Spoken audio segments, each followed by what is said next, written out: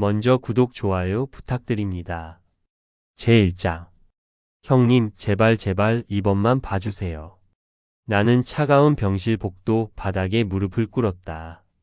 65평생 이렇게까지 무릎 꿇어본 적이 없었다.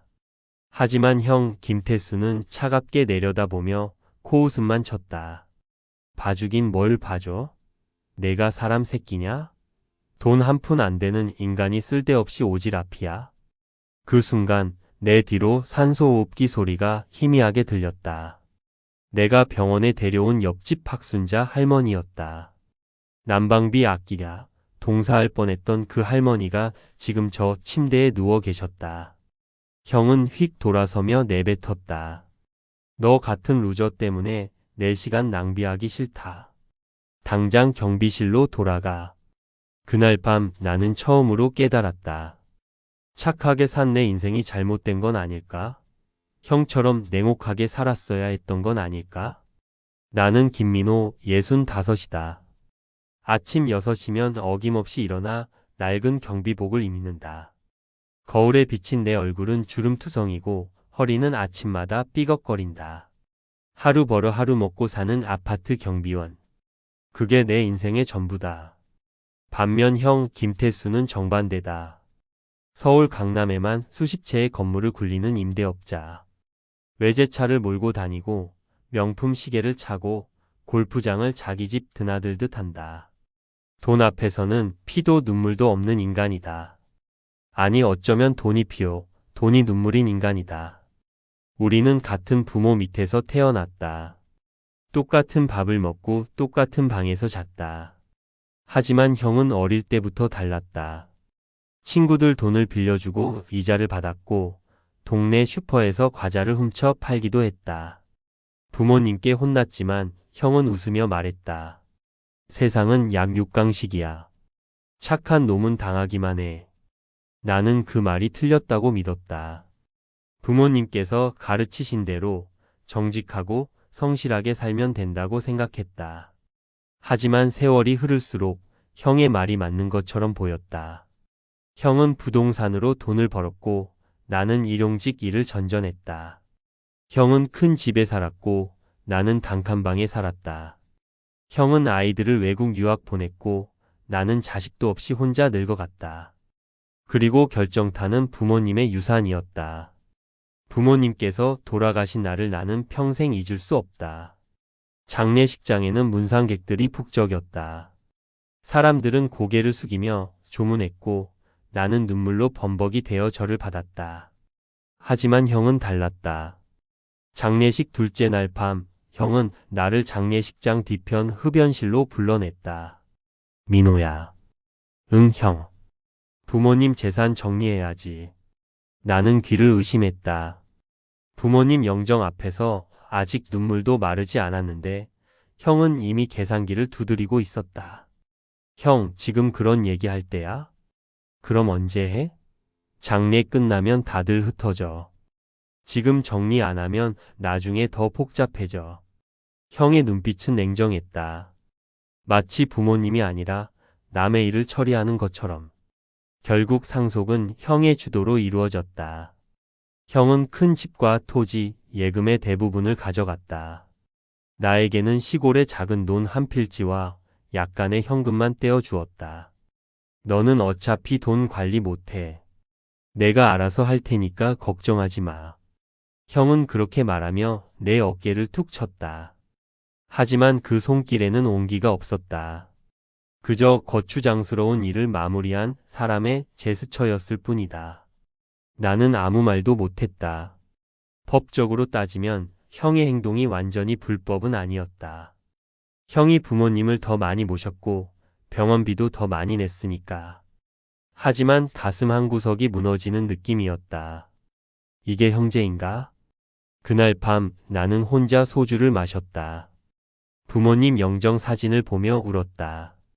형은 장례식장을 일찍 떠났다. 바빠서라는 말을 남기고. 그로부터 10여 년이 흘렀다.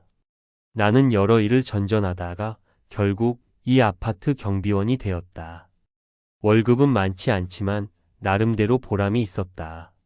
주민들이 수고하십니다. 인사를 건네면 기분이 좋았고 택배를 나르고 쓰레기를 치우는 일도 나쁘지 않았다. 무엇보다 사람들에게 도움이 되는 일이었다. 아이들이 넘어지면 일으켜 주고 짐이 많은 할머니를 보면 대신 들어드렸다. 밤에 술 취한 주민이 현관 비밀번호를 잊어버리면 문을 열어주고 새벽에 응급실 가야 하는 사람이 있으면 택시를 불러줬다. 형은 그런 내가 한심했던 모양이다. 가끔 형이 전화를 걸어올 때가 있었다. 사업 얘기 자랑, 그리고 은근한 무시. 너는 아직도 경비 일해? 나이가 몇인데. 형, 나는 이 일이 좋아. 좋긴 뭐가 좋아. 그렇게 착하게 살아서 뭐 남았냐? 나는 대답하지 않았다. 형에게 뭐라고 해봤자 소용없다는 걸 알기 때문이다. 그해 겨울은 유난히 추웠다. 한파주의보가 내려지고 기온이 영하 15도까지 떨어졌다. 나는 경비실 전기 히터를 틀고 두꺼운 패딩을 껴입었지만 추위는 뼛속까지 파고들었다. 그런데 문제는 나만이 아니었다. 옆집 박순자 할머니는 혼자 사셨다. 자식들은 다 외국에 나가 있고 연금으로 간신히 생활하셨다. 할머니는 돈을 아끼느라 난방을 거의 안 틀었다. 대신 전기장판 하나에 의지해 겨울을 버텼다. 나는 가끔 할머니 집 앞을 지나가며 걱정이 됐다. 이렇게 추운데 괜찮으실까? 어느 날 저녁 나는 할머니께 인사를 드리러 갔다. 할머니, 저 경비실 김민호입니다. 혹시 집 안 온도는 괜찮으세요? 할머니는 문을 살짝 열고 웃으셨다. 아이고, 경비 아저씨. 괜찮아요. 걱정 마세요. 하지만 할머니의 얼굴은 창백했고 입술은 파랗게 질려 있었다. 할머니, 난방 좀 틀으세요.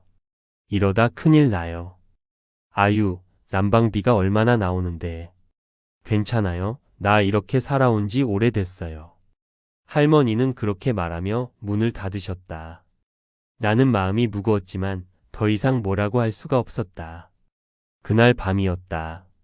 새벽 2시쯤 나는 잠에서 깼다. 경비실 창문 밖으로 구급차 사이렌 소리가 들렸다. 나는 재빠르게 옷을 입고 밖으로 나갔다. 무슨 일이에요? 일동 302호에서 신고 들어왔어요. 302호. 박순자 할머니 집이었다. 나는 급하게 계단을 뛰어 올랐다. 심장이 터질 것 같았다. 할머니 집 문은 열려 있었고 119 구급 대원들이 할머니를 들것에 옮기고 있었다. 할머니, 나는 소리쳤다. 할머니는 의식이 없었다. 얼굴은 새하얗고 손은 얼음처럼 차가웠다. 저체온증입니다. 빨리 병원으로 가야 해요. 구급대원의 말에 나는 정신이 번쩍 들었다. 제가 같이 가겠습니다. 보호자세요? 아니요, 하지만 제가 모시고 가야 해요. 나는 구급차에 올라탔다. 할머니의 차가운 손을 잡았다. 제발, 제발 무사하시길. 병원 응급실은 혼란스러웠다. 의사들이 할머니를 진료실로 옮겼고 나는 밖에서 기다렸다. 시간이 얼마나 지났을까? 의사가 나왔다. 다행히 생명에는 지장 없습니다. 하지만 조금만 늦었어도 큰일 날 뻔했어요. 나는 안도의 한숨을 쉬었다. 할머니는 입원하셨고 나는 병원비를 대신 냈다. 내 통장 잔고의 거의 대부분이었지만 후회하지 않았다. 할머니는 내 이웃이었고 내가 도와야 할 사람이었다. 그런데 문제는 그 다음이었다. 병원에서 나와 경비실에 들어가니 새벽 4시가 넘어 있었다. 나는 피곤해 쓰러져 잠들었다. 그리고 아침 7시 전화벨이 요란하게 울렸다. 여보세요? 야, 김민호. 형이었다. 형의 목소리는 분노로 가득 차 있었다. 형, 왜 그래? 왜 그러긴. 내가 어젯밤에 경비실 비웠다며? 아, 그게 옆집 할머니가 쓰러지셔서. 닥쳐. 변명하지 마. 형의 고함에 나는 입을 다물었다. 너 지금 무슨 짓을 한 거야? 경비가 자리를 비우면 어떡해?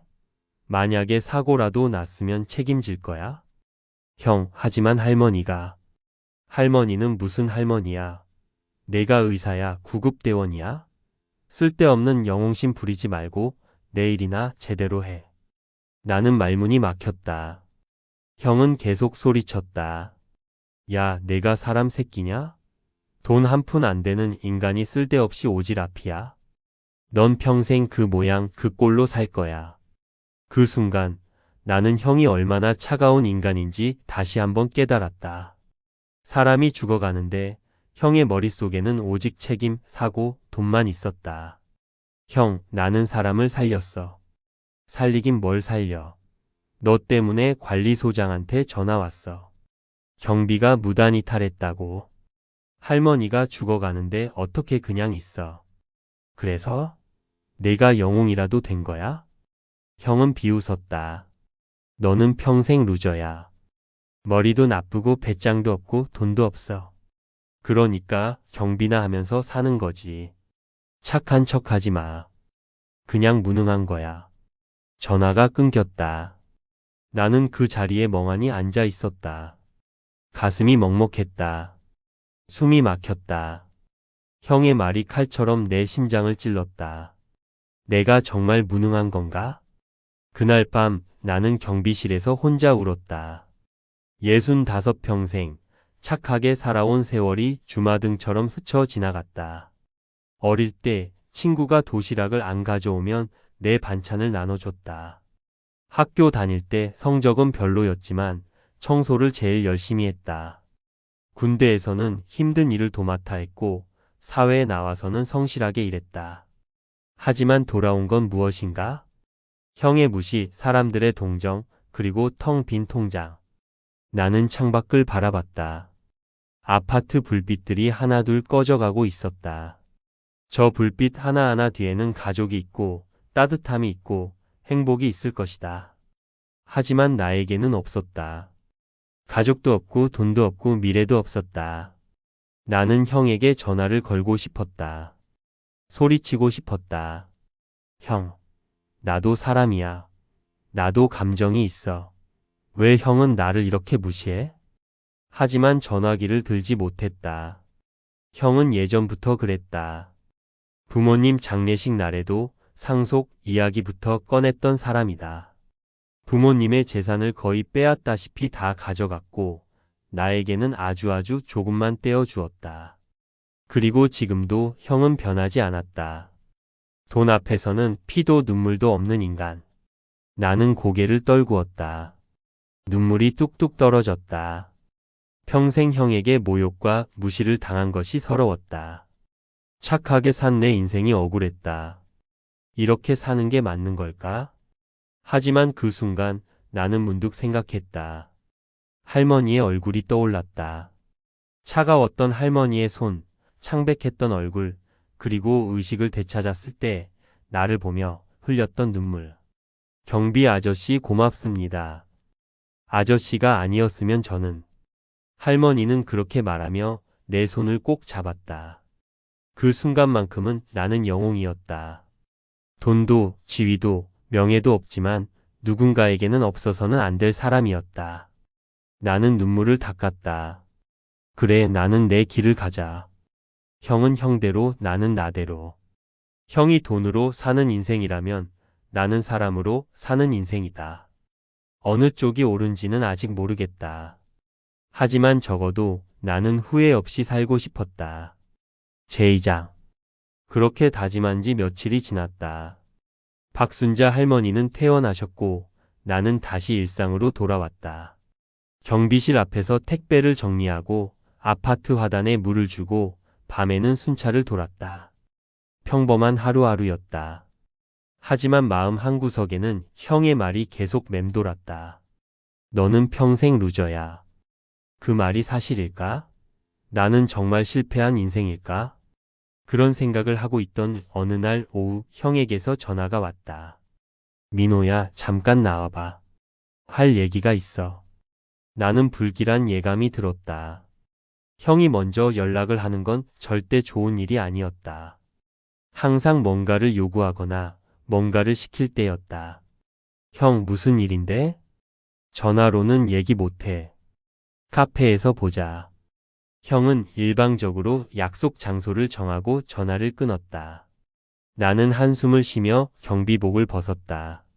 관리소장에게 양해를 구하고 형이 지정한 카페로 향했다. 강남 한복판에 있는 고급 카페였다. 커피 한 잔에 10,000원이 훌쩍 넘는 곳이었다. 형은 이미 와 있었다. 명품 정장을 입고 비싼 시계를 차고 여유롭게 커피를 마시고 있었다. 나는 낡은 점퍼를 입고 그 앞에 앉았다. 주변 사람들의 시선이 느껴졌다. 저 두 사람 정말 형제 맞아? 누가 봐도 우리는 달라도 너무 달랐다. 왔어? 커피 시켜. 형은 던지듯 말했다.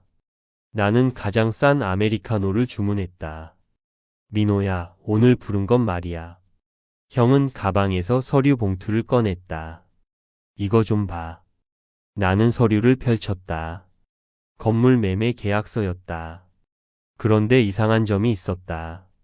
형, 이거 계약자 이름이 내 이름인데? 그래, 그거야. 형은 태연하게 말했다. 내가 지금 건물 하나 사려고 하는데 명의가 좀 복잡해져서 내 이름 좀 빌려. 나는 눈을 의심했다. 형, 이게 무슨 소리야? 내 이름으로 건물을 산다고? 정확히는 명의만 빌리는 거지. 돈은 내가 내고 관리도 내가 하고. 너는 그냥 도장만 찍으면 돼. 형은 마치 아주 당연한 일처럼 말했다. 그런데 왜 내 이름으로 해야 해? 그건 내가 알 필요 없어. 어차피 법적으로 문제 없는 거야.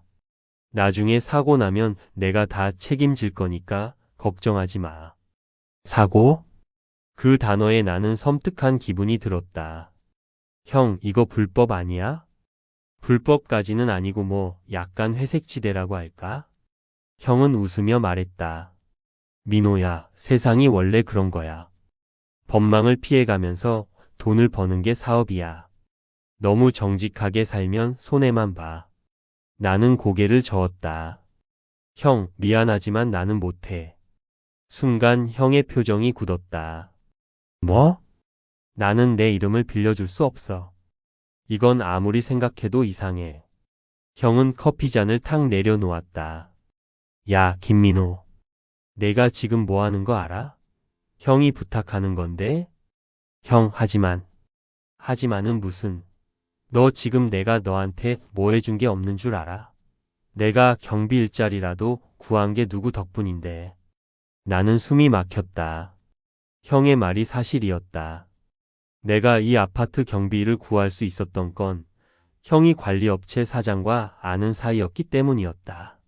형이 한마디 해줘서 내가 이 일을 얻었다. 형, 그건 고맙게 생각해. 하지만 이건 다른 문제야. 다른 문제? 너 지금 은혜를 원수로 갚는 거야? 형의 목소리가 점점 커졌다. 주변 사람들이 우리를 쳐다보기 시작했다. 형, 목소리 좀 낮춰. 낮추긴 뭘 낮춰. 너 같은 인간은 평생 이 모양 이 꼴로 살 거야. 형 말 한번 들으면 어때? 나는 더 이상 참을 수 없었다. 형, 나도 생각이 있어. 내 이름으로 뭔가 문제가 생기면 내가 책임져야 하는 거 아냐? 아, 그래? 그럼 내가 책임질 게 뭐가 있어? 잃을 게 뭐가 있냐고. 형은 비웃었다. 너는 돈도 없고 집도 없고 가족도 없잖아. 잃을 게 없는 인간이 왜 이렇게 쫄아? 그 순간 나는 형의 본심을 알았다. 형은 나를 이용하려는 거였다. 무슨 일이 터져도 내 이름으로 되어 있으니 형은 빠져나갈 수 있었다. 나는 방패막이었다. 형, 나는 못해. 나는 단호하게 말했다. 좋아. 내 맘대로 해. 형은 서류를 집어들고 일어섰다. 하지만 후회하지 마. 이 은혜도 모르는 새끼. 형은 카페를 나갔다. 나는 그 자리에 멍하니 앉아 있었다. 차가운 커피를 한 모금 마셨다. 쓰디쓴 맛이 목을 타고 내려갔다. 그날 이후 형의 복수가 시작됐다. 며칠 뒤 관리소장이 나를 불렀다. 김민호 씨, 잠깐 얘기 좀 합시다. 관리소장의 표정은 심각했다. 나는 불안한 마음으로 사무실에 들어갔다. 민호 씨, 그동안 수고 많으셨는데 사실 며칠 전에 본사에서 연락이 왔어요. 본사요? 네, 경비 인력을 줄이라는 지시가 내려왔어요. 예산 문제로. 나는 가슴이 철렁했다. 그럼 저를 자르겠다는 건가요? 아직 확정은 아니지만 일단 검토 대상에 올라가 있어요. 나는 누가 뒤에서 손을 쓴 건지 바로 알았다. 형이었다. 형은 관리업체 사장과 가까운 사이였다. 한마디만 하면 나를 해고시킬 수 있었다. 소장님, 제가 뭘 잘못했습니까? 잘못한 건 없어요. 민호 씨는 성실하게 일했어요. 하지만 회사 방침이니까요. 나는 고개를 숙였다. 억울했지만 어쩔 수 없었다. 알겠습니다. 나는 사무실을 나왔다. 경비실로 돌아가는 길이 멀게만 느껴졌다. 그날 밤 나는 잠을 이룰 수 없었다. 일자리마저 잃으면 나는 어떻게 살지? 65의 나이에 다시 일자리를 구하기는 쉽지 않았다. 경비일도 요즘은 젊은 사람들이 많이 했다. 나는 창밖을 바라봤다.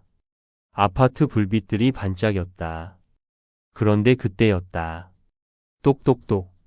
누군가 경비실 문을 두드렸다. 나는 문을 열었다. 박순자 할머니였다. 할머니, 이 밤에 웬일이세요? 경비 아저씨, 이거 받으세요. 할머니는 작은 봉투를 내밀었다. 나는 봉투를 열어봤다. 편지였다. 경비 아저씨께. 그날 아저씨가 아니었으면 저는 죽었을 거예요. 아저씨는 제 생명의 은인입니다. 고맙습니다. 정말 고맙습니다. 나는 눈물이 핑 돌았다. 할머니. 아저씨, 저 들었어요. 회사에서 아저씨를 자르려고 한다면서요? 아, 그게 아직 확정은 아니지만요. 그럼 안 돼요. 할머니는 단호하게 말했다. 아저씨는 이 아파트에 꼭 필요한 사람이에요. 저만 그렇게 생각하는 게 아니에요. 할머니는 주머니에서 또 다른 종이들을 꺼냈다. 이거 보세요. 나는 종이들을 펼쳤다. 입주민들의 서명이었다. 김민호 경비원을 지켜주세요. 서명이 수십 개나 있었다. 할머니, 이게 제가 주민들한테 부탁했어요. 다들 흔쾌히 서명해줬어요. 나는 할 말을 잃었다. 다음 날 더 놀라운 일이 일어났다.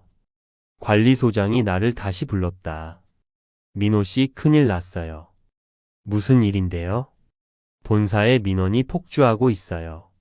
관리소장은 컴퓨터 화면을 돌려 보여줬다. 아파트 커뮤니티 게시판이었다. 게시판에는 내 이야기가 가득했다. 김민호 경비님을 지켜주세요. 우리 아파트의 양심 김민호님. 경비님 덕분에 우리 아이가 다치지 않았어요. 한겨울에 할머니를 살린 영웅. 댓글도 수백 개가 달려 있었다. 저는 김민호 경비님이 해고되면 이사 갈 겁니다. 관리비 안 내겠습니다. 언론에 제보하겠습니다. 관리소장은 난처한 표정을 지었다. 민호 씨, 이거 어떻게 된 거예요? 저도 잘 모르겠습니다. 나는 정말 몰랐다. 내가 그동안 한 일들이 이렇게 돌아올 줄은 상상도 못했다. 본사에서 다시 연락 왔어요. 김민호 씨는 절대 해고하지 말라고. 나는 귀를 의심했다. 정말요? 네.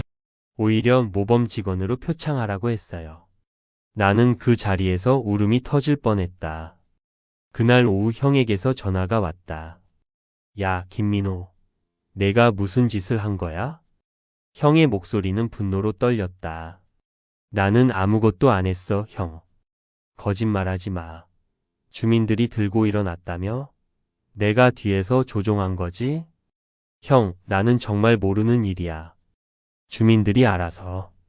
알아서? 웃기고 있네. 형은 비웃었다. 좋아, 내가 이기는 거야? 경비 따위가? 형, 나는 이긴 게 아니야. 그냥. 닥쳐. 너 같은 루저가 나한테 대들어? 두고 봐. 이게 끝이 아니야. 전화가 끊겼다. 나는 한숨을 쉬었다. 형은 변하지 않았다. 여전히 승부만 생각했다. 하지만 나는 달랐다. 나는 이기려고 한 게 아니었다. 그저 사람답게 살려고 했을 뿐이었다. 며칠 후 또 다른 일이 일어났다. 아파트에서 작은 행사가 열렸다. 봄맞이 청소의 날이었다. 주민들이 모여서 아파트 주변을 청소하는 행사였다. 나도 당연히 참여했다. 쓰레기 봉투를 들고 화단을 정리하고 있는데 한 아주머니가 다가왔다. 경비님 고생하세요. 아니에요. 당연한 일인걸요. 경비님 저희가 준비한 게 있어요. 아주머니는 다른 주민들을 불렀다. 그리고 그들은 현수막을 펼쳤다. 김민호 경비님 감사합니다. 당신은 우리 아파트의 자랑입니다. 나는 눈물이 왈칵 쏟아질 뻔했다. 여러분, 경비님 그동안 정말 고생 많으셨어요. 한 할아버지가 내 손을 잡았다. 저는 작년 여름에 쓰러졌을 때 경비님이 구급차 불러주셨어요. 그 일 기억하세요? 아, 네, 기억합니다. 그때 경비님 아니었으면 저 큰일 날 뻔했어요. 다른 주민들도 하나둘 다가왔다. 저는 택배 분실됐을 때 경비님이 밤새 찾아주셨어요. 저희 아이가 미아됐을 때도 경비님이 찾아주셨죠. 저는 새벽에 차 키를 잃어버렸을 때 모두가 저마다의 이야기를 했다. 나는 그제야 깨달았다. 내가 그동안 한 작은 친절들이 사람들의 마음속에 쌓여 있었다는 것을, 아무도 기억하지 못할 거라고 생각했던 그 순간들이 사람들에게는 소중한 추억이었다는 것을. 경비님은 우리 아파트의 양심입니다. 한 젊은 엄마가 말했다. 요즘 세상에 이렇게 따뜻한 분이 어디 있어요. 경비님 같은 분이 있어서 우리가 안심하고 살 수 있어요. 나는 더 이상 참을 수 없었다. 눈물이 흘러내렸다. 65평생 이렇게 인정받아 본 적이 없었다. 형에게는 루저였고 세상에게는 투명 인간이었지만 이 사람들에게는 영웅이었다. 여러분 감사합니다. 정말 정말 감사합니다. 나는 고개를 숙여 인사했다. 그 순간 나는 처음으로 확신했다. 착하게 산 세월이 헛되지 않았다는 것을. 돈도 없고 지위도 없고 명예도 없지만 나는 사람들의 마음속에 살아 있었다. 그것이 진짜 성공이었다. 그날 밤 나는 경비실에서 주민들이 준 현수막을 바라봤다. 김민호 경비님 감사합니다. 나는 웃었다. 형은 수십 채의 건물을 가졌지만 아무도 형에게 감사하지 않았다. 형은 돈으로 사람을 샀지만 마음을 사지는 못했다. 반면 나는 아무것도 없었지만 사람들의 마음을 얻었다. 나는 창밖을 바라봤다. 아파트 불빛들이 따뜻하게 빛나고 있었다. 저 불빛 하나하나가 내가 지킨 사람들이었다. 그리고 나는 알았다. 내 인생이 실패가 아니라는 것을. 65, 이제야 나는 진짜 부자가 됐다. 돈이 아닌 사람으로. 제3장. 여름이 왔다. 장마철이 시작되면서 비가 억수같이 쏟아졌다. 아파트 지하 주차장에 물이 차고 배수구가 막히고 곳곳에서 누수가 발생했다. 나는 밤낮 없이 뛰어다녔다. 경비님, 우리 집 베란다로 물이 새요. 경비님, 주차장 물 좀 빼주세요. 나는 쉴 틈이 없었다. 하지만 불평하지 않았다. 이게 내일이었으니까. 그런데 장마가 시작되고 일주일쯤 지났을 때 이상한 소문이 들렸다. 김 경비님, 혹시 들으셨어요? 한 주민이 내게 속삭였다. 강남에 있는 건물 하나가 위험하다던데요. 불법 증축한 건물이래요. 아, 그래요? 어느 건물인데요? 글쎄요, 정확히는 모르겠는데 SNS에 엄청 돌아다니던데요. 나는 별 생각 없이 고개를 끄덕였다. 강남에는 건물이 수천 개나 됐다. 그중 하나가 문제라는 게 나와 무슨 상관이겠는가. 하지만 그날 저녁 나는 그 건물이 어디인지 알게 됐다. 야, 김민호. 당장 나와. 형이었다. 전화기 너머로 형의 목소리가 떨리고 있었다. 형, 무슨 일이야? 무슨 일이긴. 당장 강남으로 와. 주소 보낼게. 형은 일방적으로 전화를 끊었다. 나는 휴대폰을 보며 망설였다. 또 무슨 일을 시키려는 거지? 하지만 형의 목소리에서 심상치 않은 기운이 느껴졌다. 나는 관리소장에게 양해를 구하고 서둘러 강남으로 향했다. 형이 보낸 주소는 낡은 상가 건물이었다.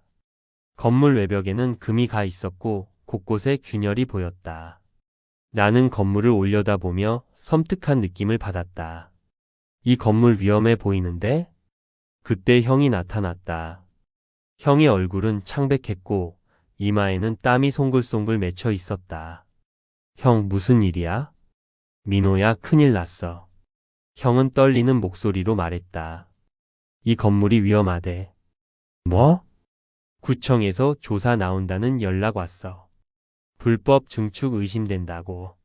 나는 건물을 다시 바라봤다. 자세히 보니 옥상 부분이 이상했다. 원래 4층짜리 건물인데 5층과 6층이 덧붙여져 있었다. 그것도 아주 부실하게. 형, 설마 이거 불법 증축한 거야? 형은 대답하지 않았다. 침묵이 곧 대답이었다. 형, 이게 무슨 짓이야? 야, 조용히 해. 형은 주변을 둘러보며 나를 건물 뒤편으로 끌고 갔다. 민호야, 내 말 좀 들어봐. 들을 게 뭐가 있어. 불법 증축이면 당장 철거해야지. 철거하면 나 망해. 형이 소리쳤다. 이 건물에 대출이 얼마나 들어가 있는데 철거하면 나 완전히 끝이야. 나는 형을 믿을 수 없다는 표정으로 바라봤다. 형, 그게 중요한 게 아니잖아. 사람들 안전이 먼저지. 안전? 야, 아직 아무 일도 안 일어났어. 그냥 의심일 뿐이라고. 형은 내 팔을 잡았다. 민호야, 제발 부탁이야. 이번만 도와줘. 뭘 어떻게 도와달라는 거야? 너 건설 쪽 일 해봤잖아. 젊었을 때. 나는 숨이 막혔다.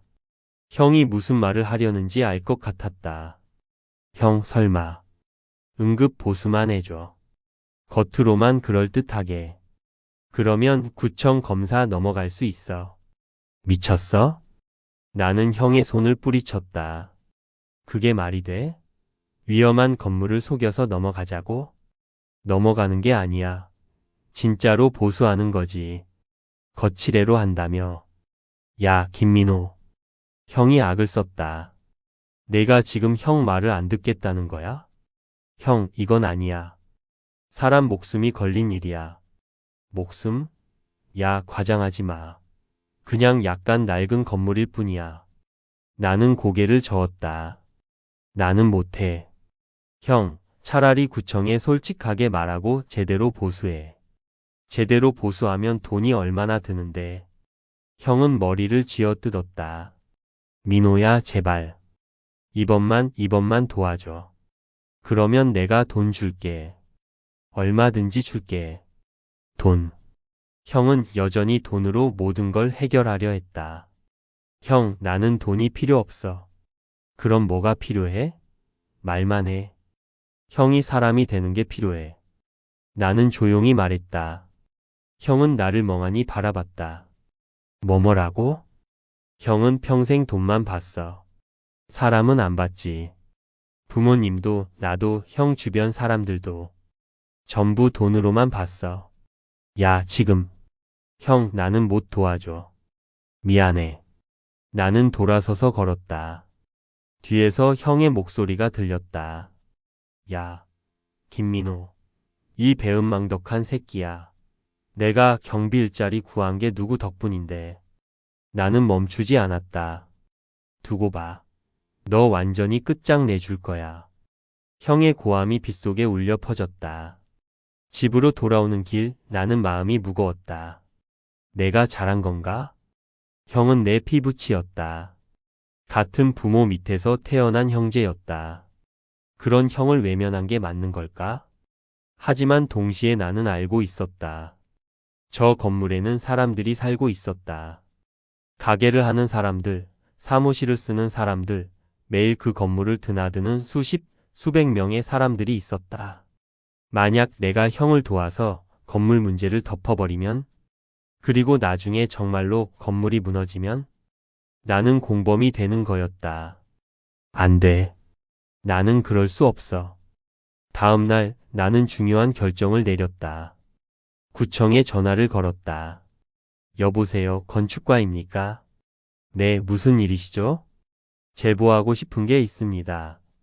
강남에 있는 건물 하나가 불법 증축된 것 같은데요. 나는 형의 건물 주소를 알려줬다. 담당 공무원은 친절하게 답했다. 네, 접수했습니다. 조사 나가 보겠습니다. 전화를 끊고 나니 손이 떨렸다. 나는 방금 형을 신고한 거야. 가슴이 쿵쾅거렸다. 죄책감이 밀려왔다. 하지만 동시에 마음 한구석이 시원했다. 이게 맞는 거야. 나는 사람을 선택한 거야. 며칠 후 형에게서 전화가 왔다. 야, 김민호. 내가 신고한 거지? 형의 목소리는 분노로 떨렸다. 구청에서 나왔어. 전면 조사 들어간대. 내가 한 거지? 나는 침착하게 대답했다. 응, 내가 했어. 뭐? 형은 믿을 수 없다는 듯 소리쳤다. 내가 미쳤어? 형을 신고해? 같은 피를 나눈 형제가? 형, 나는 사람들을 구한 거야. 사람들? 무슨 개소리야. 그 건물에 사람들이 살고 있잖아. 위험한 건물에. 위험하긴 뭐가 위험해. 멀쩡하다고. 나는 한숨을 쉬었다. 형, 아직도 모르겠어? 그 건물은 언제 무너져도 이상하지 않아. 장마철에 비 이렇게 오는데. 닥쳐. 너 같은 경비 주제에 뭘 안다고. 형의 모욕은 여전했다. 경비 주제? 형, 나는 젊었을 때 건설 현장에서 10년 넘게 일했어. 건물이 위험한지 아닌지 정도는 알아. 그래서 형을 배신한 거야? 배신이 아니야. 나는 진실을 선택한 거야. 진실? 웃기고 있네. 형은 비웃었다. 너는 평생 그 모양으로 살 거야. 가난하게 비참하게. 왜냐고? 내가 바보니까. 형, 나는 바보가 아니야. 형이 인간이 아닐 뿐이야. 그 순간 전화기 너머로 침묵이 흘렀다. 뭐라고? 형은 돈 앞에서 사람을 버렸어. 부모님도 버렸고, 나도 버렸고, 이제는 건물에 사는 사람들까지 버리려고 해. 야, 김민호. 하지만 나는 안 그래. 나는 사람을 선택해. 나는 단호하게 말했다. 형은 돈을 선택했고, 나는 사람을 선택했어. 우리는 다른 길을 가는 거야. 전화가 끊겼다. 나는 휴대폰을 내려놓고 창밖을 바라봤다. 비가 여전히 쏟아지고 있었다. 그날 밤 나는 잠을 이룰 수 없었다. 형의 목소리가 계속 맴돌았다. 내가 사람 새끼냐? 아이러니했다. 형이 나한테 했던 그 말을 이제는 내가 형에게 하고 싶었다. 형이야말로 사람 새끼야? 며칠 후 뉴스가 터졌다. 강남동 상가 건물, 불법 증축 적발, 붕괴 위험 심각. 나는 뉴스를 보며 숨을 죽였다. 뉴스에는 형의 건물이 나왔다. 기자가 건물 앞에서 리포트하고 있었다. 이 건물은 원래 4층 건물이었으나 소유주가 무단으로 5층과 6층을 증축했습니다. 구청 조사 결과 구조적 안전성이 심각하게 떨어진 것으로 확인됐습니다. 화면에는 건물 내부가 비쳤다. 벽에 금이 가 있었고 기둥이 휘어져 있었다. 전문가들은 만약 이번 장마가 계속됐다면 건물이 붕괴될 수 있었다고 경고했습니다. 나는 소름이 돋았다. 정말로 무너질 뻔했구나. 뉴스는 계속됐다. 건물 소유주 김모 씨는 현재 조사를 받고 있으며 건물은 즉시 사용 금지 조치됐습니다. 화면에 형이 잠깐 비쳤다. 형은 기자들의 질문을 피하며 차에 올라탔다. 나는 TV를 껐다. 그날 저녁 형이 직접 찾아왔다. 경비실 문이 벌컥 열리더니 형이 들어왔다. 형의 얼굴은 핏기가 없었고 눈은 충혈되어 있었다. 형, 야. 형은 조용히 말했다. 하지만 그 조용함이 더 무서웠다. 내가 정말 한 거구나. 형, 나는. 닥쳐. 형은 내 앞으로 다가왔다. 너 때문에 나 다 잃었어. 건물도 돈도 명예도. 형, 하지만 사람들은 살았잖아. 사람들? 나는 어떡하고. 형이 소리쳤다. 나는 내 형이야. 같은 피를 나눈 형제라고. 그래서 내가 거짓말해야 했어? 위험한 건물을 덮어줘야 했어? 그래. 그게 형제지. 나는 고개를 저었다. 아니야, 형. 그건 형제가 아니야. 그건 공범이야. 공범? 형은 비웃었다. 너 참 거창하게 말하네. 공범이라니. 형, 나는 평생 형이 하는 대로 따라갔어. 부모님 유산도 형 주는 대로 받았고, 형이 무시해도 참았어. 나는 형을 똑바로 바라봤다. 하지만 이번만큼은 안 돼. 사람 목숨이 걸린 일이야. 사람 목숨. 또 그 소리야. 형은 주먹을 쥐었다. 너는 왜 이렇게 위선적이야? 착한 척, 정의로운 척. 형, 나는 척하는 게 아니야. 이게 내 방식이야. 방식? 내 방식은 실패야. 형이 손가락으로 나를 가리켰다. 너 봐, 65에 경비나 하고 있잖아. 그게 내 방식의 결과야. 맞아, 나는 경비야. 나는 조용히 말했다. 하지만 나는 이 아파트 사람들한테 인정받아. 그들은 나를 이름으로 불러줘. 나를 존중해줘. 존중? 그게 먹여 살려? 아니, 안 먹여 살려. 하지만 형, 돈이 전부는 아니야. 형은 코웃음 쳤다. 돈이 전부 아니라고? 순진하긴. 형, 형은 돈은 많지만 친구는 없잖아. 형 주변의 사람들은 다 형 돈 보고 모인 거잖아. 그 말에 형의 표정이 굳었다. 반면 나는 돈은 없지만 사람들이 있어. 내가 힘들 때 도와주는 사람들이. 나는 창밖을 가리켰다. 저 아파트 사람들이 나를 지켜줬어. 형이 나를 해고시키려고 했을 때도. 형은 말이 없었다. 형, 우리는 다른 길을 선택한 거야. 형은 돈을 나는 사람을. 그래서? 형이 차갑게 물었다. 그래서 내가 이긴 거야? 경비 주제에? 이기고 지는 게 아니야, 형. 나는 한숨을 쉬었다. 나는 그냥 후회 없이 살고 싶을 뿐이야. 형은 나를 한참 바라보더니 휙 돌아섰다. 좋아. 내 맘대로 살아. 하지만 다신 내 앞에 나타나지 마. 형. 우리는 이제 남이야. 형제 끝이야. 형은 경비실 문을 박차고 나갔다. 나는 그 자리에 멍하니 서 있었다. 그날 밤 나는 오랫동안 잠들지 못했다. 형의 마지막 말이 계속 맴돌았다. 형제 끝이야. 가슴이 아팠다. 아무리 형이 나쁜 사람이어도 그래도 내 형이었다. 어릴 적 함께 놀았던 같은 밥을 먹고 자란 형이었다. 하지만 나는 후회하지 않았다. 만약 내가 형을 도와줬다면 그 건물은 붕괴했을 것이다. 사람들이 다치거나 죽었을 것이다. 그 죄책감을 안고 살 수는 없었다. 나는 창밖을 바라봤다. 비는 그쳤고 하늘에는 별이 빛나고 있었다. 나는 내 길을 간다. 형이 뭐라고 하든 세상이 뭐라고 하든 나는 내가 옳다고 생각하는 길을 갈 것이다. 착하게 정직하게 떳떳하게. 그게 나 김민호의 방식이었다.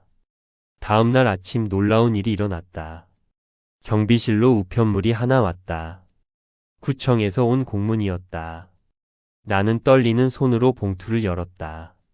김민호님께 귀하의 제보로 인해 대형 안전사고를 예방할 수 있었습니다. 이에 감사의 뜻을 전하며 모범 시민상을 수여하고자 합니다. 나는 믿을 수 없었다. 모범 시민상? 나는 그저 당연한 일을 했을 뿐인데. 그날 오후 기자들이 찾아왔다. 김민호 씨 인터뷰 좀 부탁드립니다. 저는 뭐 특별한 건 없는데요. 아닙니다. 김 씨의 제보가 수십 명의 목숨을 구했어요. 기자는 진지하게 말했다. 혹시 제보하신 건물 소유주가 친형이라는 사실 알고 계셨나요? 나는 고개를 끄덕였다. 네, 알고 있었습니다. 그런데도 신고하셨어요. 네, 왜 그러셨습니까? 나는 잠시 생각했다. 사람이 돈보다 중요하니까요. 기자는 눈을 반짝였다. 명언이십니다. 꼭 기사에 담겠습니다. 며칠 후 신문에 내 이야기가 실렸다. 친형도 막지 못한 정의 65 경비원의 용기. 기사에는 내 사진도 실렸다. 낡은 경비복을 입은 주름 가득한 내 얼굴이. 나는 기사를 보며 웃었다. 나도 이렇게 신문에 나올 줄은 몰랐네. 그날 이후 아파트 주민들이 더욱 따뜻하게 대해줬다. 경비님 정말 대단하세요. 형제도 막지 못했다니 진짜 용기 있으시네요. 경비님 같은 분이 있어서 우리 사회가 밝아요. 나는 그저 웃으며 고개를 숙였다. 저는 당연한 일을 했을 뿐입니다. 하지만 마음속으로는 생각했다. 이게 맞는 거였어. 나는 잘한 거야. 그날 밤 나는 평생 처음으로 확신했다. 착함은 약함이 아니라는 것을. 정직은 손해가 아니라는 것을. 그리고 사람을 선택한 내 인생이 틀리지 않았다는 것을. 65 늦었지만 나는 알았다. 진짜 성공은 돈이 아니라 떳떳함이라는 것을. 진짜 부자는 건물을 가진 사람이 아니라 마음이 편한 사람이라는 것을. 나는 창밖을 바라봤다. 아파트 불빛들이 따뜻하게 빛나고 있었다. 저 불빛들이 나를 지켜줬고 이제는 내가 저 불빛들을 지킨 것이다. 형은 건물을 잃었지만 나는 신념을 지켰다. 그리고 그것이 내 인생 최고의 선택이었다. 제사장. 계절이 바뀌었다. 여름이 지나고 가을이 왔다. 아파트 단풍나무들이 붉게 물들었고 아침 저녁으로 쌀쌀한 바람이 불기 시작했다. 나는 여전히 경비복을 입고 아파트를 지켰다. 하지만 달라진 게 있었다. 사람들이 나를 대하는 태도였다. 민호 어르신 안녕하세요. 젊은 엄마가 아이 손을 잡고 인사했다. 예전에는 경비 아저씨였는데 이제는 민호 어르신이 됐다. 아, 네. 안녕하세요. 우리 아이가 어르신 팬이에요. 신문에 나오신 거 봤어요. 아이가 수줍게 웃으며 종이를 내밀었다. 내 그림을 그린 것이었다. 경비복을 입은 내가 방패를 들고 서 있었다. 할아버지는 영웅이에요. 나는 눈시울이 뜨거워졌다. 영웅은 무슨 할아버지는 그냥 경비예요. 아니에요. 선생님이 그러셨어요. 할아버지처럼 용기 있는 사람이 진짜 영웅이래요. 아이의 순수한 눈빛에 나는 어쩔 줄 몰랐다. 고마워 꼬마야. 할아버지가 이거 소중히 간직할게. 아이는 환하게 웃으며 엄마 손을 잡고 갔다. 나는 아이가 그린 그림을 경비실 벽에 붙였다. 영웅이라. 65 평생 처음 들어보는 말이었다. 그런데 그날 오후 뜻밖의 소식을 들었다. 아파트 관리소장이 나를 불렀다. 민호 씨 잠깐 얘기 좀 합시다. 나는 사무실로 들어갔다. 소장은 진지한 표정이었다. 민호 씨 형님 요즘 어떻게 지내시는지 아세요? 나는 고개를 저었다. 형과는 그날 이후로 연락이 끊겼다. 왜 그러세요? 제 지인이 부동산 업계에 있는데요. 김태수 씨가 요즘 많이 힘들다고 하더라고요. 나는 가슴이 철렁했다. 어떻게요? 불법 증축건으로 벌금 폭탄 맞으셨대요. 그것뿐만 아니라 다른 건물들도 조사받으면서 문제가 하나 둘씩 터졌대요. 소장은 안타까운 표정을 지었다. 건물 대부분을 정리하셨다던데요. 빚도 많이 남으셨다고. 나는 말문이 막혔다. 형이 망한 거였다. 그날 밤 나는 잠을 이룰 수 없었다. 형의 얼굴이 계속 떠올랐다. 오만하고 차갑고 돈밖에 모르던 형의 얼굴. 하지만 동시에 어릴 적 형의 모습도 떠올랐다. 내가 학교에서 괴롭힘 당했을 때 형이 나를 지켜줬던 기억. 내가 아플 때 병원에 업고 갔던 형의 등. 형도 원래는 나쁜 사람이 아니었는데 언제부터였을까? 형이 저렇게 변한 게 돈을 벌면서부터였을까? 아니면 더 전부터였을까? 나는 창밖을 바라봤다. 달이 밝게 떠 있었다. 형, 잘 지내고 있을까?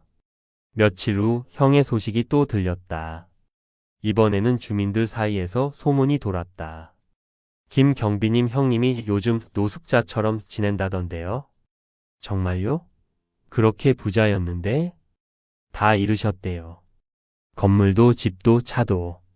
나는 소문을 듣고도 믿기지 않았다. 형이 노숙자라니. 수십 채의 건물을 굴리던 형이? 하지만 며칠 후 그게 사실임을 알게 됐다. 어느 추운 겨울날이었다. 나는 저녁 순찰을 돌고 있었다. 아파트 정문 앞을 지나는데 벤치에 누군가 웅크리고 앉아 있었다. 낡은 점퍼를 입고 머리는 헝클어져 있고 수염은 덥수룩했다. 노숙자인가? 나는 다가갔다. 그런데 가까이 가서 얼굴을 보는 순간 나는 숨이 멎었다. 형? 그 사람은 형이었다. 형 김태수가 아파트 벤치에 앉아 있었다. 예전에 당당하고 오만했던 모습은 온데간데 없었다. 초라하고 지치고 늙어 보였다. 형이 왜 여기 있어? 형은 나를 보더니 고개를 돌렸다. 가. 형, 뭔 일이야? 왜 이렇게? 가라고. 형은 소리쳤다. 하지만 그 목소리에는 힘이 없었다. 그저 처량할 뿐이었다. 나는 형 옆에 앉았다. 형, 무슨 일이 있었어? 형은 한참 동안 대답하지 않았다. 그러다 조용히 입을 열었다. 다 잃었어. 뭐? 건물도 돈도 집도 다. 형의 목소리는 떨렸다. 불법 증축건으로 벌금 폭탄 맞고 다른 건물들도 조사받으면서 탈세 문제 터지고 은행에서 대출 회수하고 다 끝났어. 나는 할 말을 잃었다. 친구들도 다 떠났어. 사업 파트너들도 연락 끊었고 아내도 이혼했어. 뭐라고? 재산 나눠 갖고 떠났어. 아이들도 엄마 따라갔고. 형은 하늘을 올려다봤다. 민호야, 나 혼자야. 완전히 혼자. 나는 가슴이 먹먹했다. 미워했던 형이었다. 평생 나를 무시하고 모욕하고 이용하려 했던 형이었다. 하지만 이렇게 무너진 형을 보니 미움보다는 안타까움이 먼저 들었다. 형, 밥은 먹었어?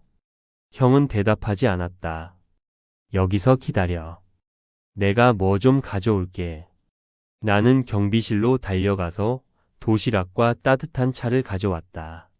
형 앞에 내밀었다. 먹어. 필요 없어. 형, 고집 부리지 마. 배고프잖아. 형은 한참을 버티다가 결국 도시락을 받아들었다. 숟가락을 드는 형의 손이 떨렸다. 형은 급하게 밥을 먹었다. 마치 며칠 굶은 사람처럼. 나는 그 모습을 보며 눈물이 날 것 같았다. 형이 이렇게까지 되다니. 밥을 다 먹은 형은 고개를 숙였다. 고맙다. 평생 처음 듣는 말이었다. 형이 내게 고맙다고 한 게. 나는 형을 경비실로 데려갔다. 여기서 자. 안 돼. 나 때문에 너 일자리 잃으면 어떡해. 괜찮아. 한두 번만. 나는 형에게 담요를 덮어줬다. 형은 경비실 소파에 누웠다. 민호야. 응?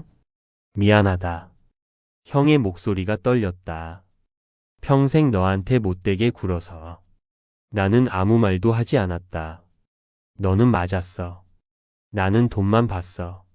사람은 안 봤지. 형은 천장을 바라봤다. 부모님도, 너도, 내 가족도 전부 돈으로만 봤어. 그래서 다 떠난 거야. 형, 너는 달랐어. 너는 사람을 봤지. 그래서 지금 내 곁에는 사람들이 있잖아. 형은 나를 바라봤다. 반면 나는 돈은 많았는데 곁에는 아무도 없었어. 이제야 알았어. 내가 얼마나 바보였는지. 나는 형의 손을 잡았다. 형, 이제부터라도 달라질 수 있어. 늦었어. 나는 이제 다 끝났어. 아니야. 형은 아직 살아있잖아. 다시 시작할 수 있어. 형은 눈물을 흘렸다. 예순이 넘은 남자가, 평생 냉혹하게 살았던 남자가 아이처럼 울고 있었다. 다음 날 아침 형이 일어났다. 민호야. 응, 형. 나 도와줄 수 있냐? 형의 목소리는 조심스러웠다. 뭘 도와줘? 일자리 좀 구해줄 수 있을까? 나는 놀랐다.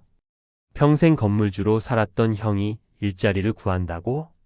무슨 일이든 할게. 청소든 허드렛 일이든. 나 이제 가릴 처지가 아니야. 형의 눈빛은 진지했다. 나는 잠시 생각했다. 형, 미안한데 나는 못 도와줘. 형의 얼굴이 굳었다. 그래, 그럴 줄 알았어. 내가 너한테 그렇게 못되게 굴었으니까. 아니야, 형. 그게 아니라. 나는 형을 똑바로 바라봤다. 이제 형이 배워야 할 차례야. 뭐? 형은 평생 다른 사람한테 의지했어. 돈으로, 권력으로. 하지만 이제는 형 스스로 해야 해. 나는 형의 어깨에 손을 얹었다. 형, 일자리는 형이 직접 찾아. 사람들한테 도움을 청하고 머리 숙이고 배워. 그게 진짜 다시 시작하는 거야. 형은 나를 한참 바라봤다. 너 변했구나. 응, 나도 변했어. 형도 변할 수 있어. 형은 고개를 끄덕였다. 알았어. 내가 해볼게. 형은 경비실을 나갔다. 하지만 문 앞에서 멈춰 서서 돌아봤다. 민호야. 응? 너 옳았어. 평생 너를 무시했는데 내가 맞았어. 형은 허리를 숙여 인사했다. 고맙다. 그리고 미안하다. 나는 눈물이 핑 돌았다. 형, 잘 지내. 형은 아파트를 나갔다. 나는 창문으로 형의 뒷모습을 바라봤다. 구부정한 등 느린 걸음. 하지만 형은 멈추지 않고 걸어갔다. 나는 형이 잘 되기를 바랐다. 비록 늦었지만 형도 이제 진짜 인생을 배우기를 바랐다. 그로부터 몇 달이 지났다. 봄이 왔다. 아파트 화단에 꽃이 피기 시작했다. 나는 여전히 경비복을 입고 꽃에 물을 주고 있었다. 민호 어르신. 뒤에서 누군가 불렀다. 돌아보니 박순자 할머니였다. 할머니 안녕하세요. 어르신 이거 받으세요. 할머니는 작은 화분을 내밀었다. 장미 화분이었다. 제가 키운 건데 어르신 주려고요. 할머니 이거. 어르신 덕분에 제가 살았잖아요. 이 꽃처럼 어르신도 항상 아름답게 사세요. 나는 화분을 받아들었다. 장미가 빨갛게 피어 있었다. 고맙습니다, 할머니. 제가 더 고마워요. 할머니는 웃으며 가셨다. 나는 경비실로 돌아와 화분을 창가에 놨다. 장미를 바라보며 생각했다. 나도 이 꽃처럼 살았구나. 장미는 화려하지 않다. 가시도 있고 키우기도 어렵다. 하지만 정성껏 돌보면 아름다운 꽃을 피운다. 나도 그랬다. 화려하지 않았다. 돈도 없고 지위도 없었다. 하지만 정직하게 성실하게 살았다. 그리고 그 결과 사람들의 마음속에 꽃을 피웠다. 그날 오후 뜻밖의 손님이 찾아왔다. 형이었다. 하지만 예전의 초라한 모습은 아니었다. 깨끗한 옷을 입고 면도를 했고 머리도 단정하게 빗었다. 형, 민호야. 형은 웃었다. 진심으로 웃는 형의 얼굴을 본 게 몇십 년 만인지 모르겠다. 형, 어떻게 된 거야? 일자리 구했어. 정말? 응. 작은 식당에서 설거지하고 있어. 형은 손을 보여줬다. 거칠어진 손이었다. 예전에는 이런 일 상상도 못했는데. 근데 해보니까 나쁘지 않더라. 형, 사장님이 좋은 분이야. 밥도 주시고 월급도 꼬박꼬박 주시고 무엇보다 사람 대접을 해주시더라. 형의 눈빛이 빛났다. 내가 평생 사람들한테 어떻게 했는지 이제야 알았어. 나는 돈으로 사람을 부렸지. 하지만 사장님은 나를 사람으로 봐주셔. 나는 형의 손을 잡았다. 형 잘됐다. 정말 잘됐어. 민호야 고맙다. 내가 그때 나를 쉽게 도와주지 않은 게 맞았어. 덕분에 나 혼자 힘으로 일어설 수 있었어. 형은 고개를 숙였다. 평생 너한테 무시했던 거 용서해줘. 형, 이미 용서했어. 나는 형을 안아줬다. 형제가 포옹한 게 몇십 년 만인가. 형의 어깨가 떨렸다. 그날 저녁, 형과 나는 오랜만에 소주를 마셨다. 경비실 앞 벤치에서 도시락 안주로. 민호야. 응? 너 행복하냐? 형이 물었다. 응, 행복해. 돈도 없는데? 돈은 없지만 사람은 있어. 나는 아파트를 둘러봤다. 저 사람들이 나를 지켜줘. 나를 인정해줘. 그게 행복이야. 형은 고개를 끄덕였다. 나는 이제야 알았어. 진짜 부자가 뭔지. 뭔데? 마음이 편한 사람이야. 형은 소주잔을 들었다. 건배하자. 진짜 부자들의 건배. 나는 잔을 부딪혔다. 딸그랑. 소리가 밤하늘에 울려 퍼졌다. 며칠 후 아파트에서 작은 행사가 열렸다. 주민의 날이었다. 사람들이 모여서 음식을 나눠 먹고 이야기를 나누는 자리였다. 나도 초대받았다. 민호 어르신 여기 앉으세요. 어르신 이거 드세요. 사람들이 나를 환대했다. 나는 그저 경비원일 뿐인데 마치 귀빈처럼 대접받았다. 행사 중간에 관리소장이 마이크를 잡았다. 오늘 특별한 분을 소개하려고 합니다. 모두가 조용해졌다.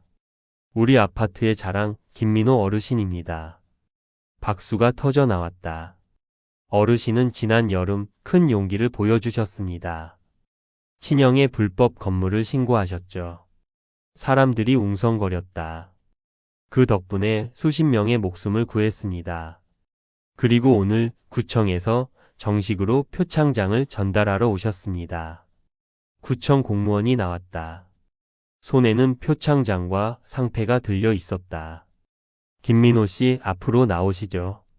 나는 떨리는 발걸음으로 앞으로 나갔다. 김민호 씨께서는 개인적인 어려움에도 불구하고 공공의 안전을 위해 용기 있는 결단을 내리셨습니다. 이에 구청에서는 모범 시민상을 수여합니다. 공무원이 표창장을 건넸다.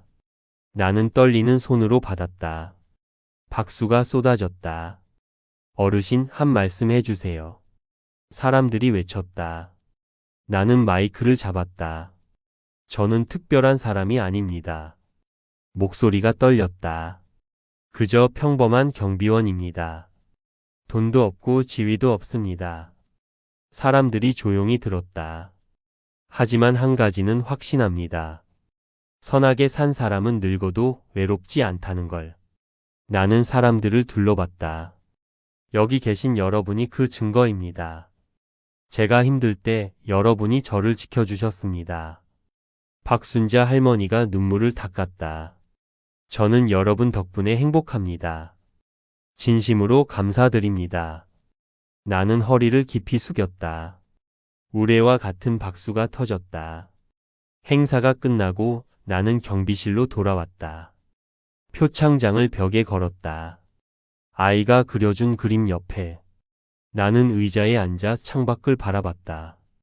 아파트 불빛들이 따뜻하게 빛나고 있었다. 나는 부자야. 돈이 아닌 사람으로. 지위가 아닌 존경으로. 명예가 아닌 떳떳함으로. 65이 되어서야 나는 진짜 성공이 무엇인지 알았다. 착함은 약함이 아니었다. 착함은 가장 오래 버티는 힘이었다. 그날 밤 휴대폰이 울렸다. 형이었다. 민호야, 자고 있었어? 아니, 안 잤어. 나 새로운 계획이 있어. 뭔데? 돈 좀 모아서 작은 식당 차리려고. 사장님이 도와주신대. 형의 목소리는 설렜다. 그런데 이번에는 제대로 할 거야. 정직하게 사람 대접하면서. 형, 잘 생각했어. 너도 와. 형이 밥 한 끼 살게. 그래, 형. 꼭 갈게. 전화를 끊었다. 나는 웃었다. 형도 변했다. 늦었지만 형도 이제 진짜 인생을 시작한 것이다. 나는 일기장을 꺼냈다. 오늘의 기록. 65 김민호, 오늘 표창장을 받았다. 평생 경비로 살았지만 오늘만큼은 영웅이었다. 형도 변했다. 사람도 변할 수 있다는 걸 배웠다. 그리고 나는 확신한다. 착하게 산 인생이 헛되지 않았다는 것을. 나는 일기장을 덮었다. 창밖에는 별이 빛나고 있었다. 아파트 불빛들과 별빛이 함께 반짝였다. 나는 평화로웠다. 돈 많은 사람보다 마음 편한 사람이 진짜 부자였다. 권력 있는 사람보다 사랑받는 사람이 진짜 성공이었다. 그리고 나, 김민호는 성공한 사람이었다. 에필로그. 선하게 산 사람은 늙어도 외롭지 않다. 탐욕으로 산 사람은 모든 걸 가져도 텅 빈다. 김민호는 65 평생 가난하게 살았다. 하지만 그는 부자였다. 사람들의 마음속에 살아 있었으니까. 반면 그의 형, 김태수는 건물을 수십 채 가졌지만 가난했다. 아무도 그를 기억하지 않았으니까. 하지만 형도 변했다. 모든 것을 잃고 나서야 진짜 중요한 것을 배웠다. 사람이 돈보다 중요하다는 것. 마음이 건물보다 값지다는 것. 그리고 형제는 늦었지만 다시 시작했다. 김민호는 여전히 경비복을 입고 있다. 하지만 주민들은 그를 민호 어르신이라 부른다. 존경과 사랑을 담아서. 착함은 약함이 아니다. 착함은 가장 오래 버티는 힘이다. 그리고 그 힘으로 김민호는 인생을 이겼다. 돈이 아닌 사람으로. 지위가 아닌 떳떳함으로. 65의 김민호는 오늘도 행복하다. 그가 지킨 사람들이 그를 지켜주니까. 그가 나눈 사랑이 그에게 돌아오니까. 이것이 진짜 성공이다. 이것이 진짜 부자다. 영상 끝까지 시청해 주셔서 감사합니다. 공감하셨다면 구독, 좋아요 부탁드립니다. 다음에 또 만나요.